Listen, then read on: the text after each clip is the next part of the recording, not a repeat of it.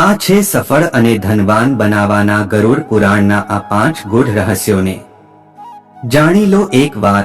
આજીવન આર્થિક બીમારીઓ અને મુશ્કેલીઓ રહેશે દૂર। જય માતાજી મિત્રો, આપ સૌનું સ્વાગત છે અમારી YouTube ચેનલ પર। મિત્રો, ગરુડ પુરાણમાં વ્યક્તિ માટે એવી તમામ વાત જણાવવામાં આવી છે જેનાથી તમે તમારું જીવન વ્યવસ્થિત રીતે જીવી શકો છો।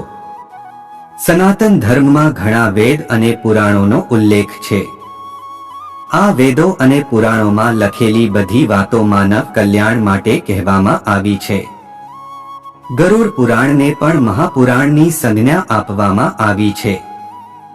એવી માન્યતા છે કે તેમાં કહેલી દરેક વાતો સ્વયં ભગવાન વિષ્ણુએ પોતાના વાહન ગરુડને કહી છે।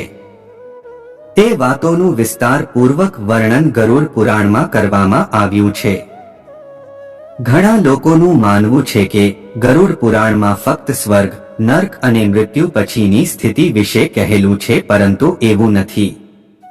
ગરુડ પુરાણમાં એવું ઘણું કહેવામાં આવ્યું છે કે જે બધી વાતો લોકોને જીવન જીવવાના ગુણ અને મૂલ્યો જણાવે છે। અહીં તો જીવનમાં સફળ થવું હોય તો જાણી લો આ 5 વાત। જાણવા માટે આ વિડિયોના અંત સુધી જોતા રહો। 1. ગરુડ પુરાણમાં વ્યક્તિને સ્વસ્થ રહેવાની સલાહ આપવામાં આવી છે, કેમ કે સ્વચ્છતા ન રાખવાથી માતા લક્ષ્મી રિસાઈ જાય છે અને ઘરમાં આર્થિક સંકટ આવે છે। જો આ કથનને વૈજ્ઞાનિક રીતે જોઈએ તો પણ સાચી વાત છે, કારણ કે ગંદી જગ્યા કે ગંદા વાતાવરણમાં રહેવાથી વ્યક્તિને બીમારીઓ ઘેરી લે છે। 3. સફળતાનું ત્રીજું સૂત્ર છે અભ્યાસ।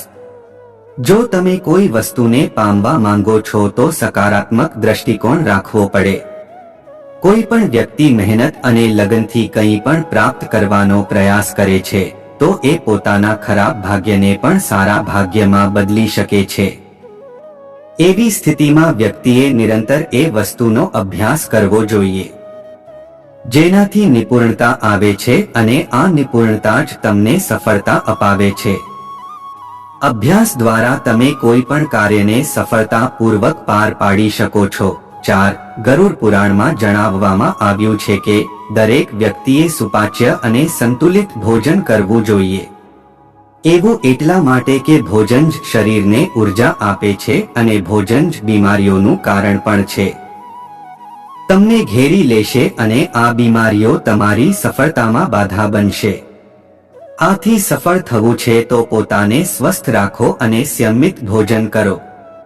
ખરાબ આહાર લેવાથી તમારું સ્વાસ્થ્ય બગડે છે અને બીમારી તમને ઘેરી લે છે। 5. ધર્મ વ્યક્તિને સંયમિત જીવન જીવતા શીખવે છે। જો તમારે સફળ થવું હોય અને ખૂબ સન્માન કમાવવું હોય તો તમારે હંમેશા ધર્મના માર્ગ ઉપર ચાલવું જોઈએ અને જીવનમાં સફળતા પ્રાપ્ત કરવી જોઈએ। ધર્મનું અપમાન કરવા વાળા લોકોને જીવનમાં અસફળતા પ્રાપ્ત કરવી પડતી હોય છે। આમ તમે આ વાતોનું અનુસરણ કરીને પોતાના જીવનને સફળ બનાવી શકો છો। મિત્રો, જો તમને આ જાણકારી પસંદ આવી હોય તો વિડીયોને લાઈક કરી ચેનલને સબસ્ક્રાઇબ કરવાનું ભૂલતા નહીં। જય માતાજી।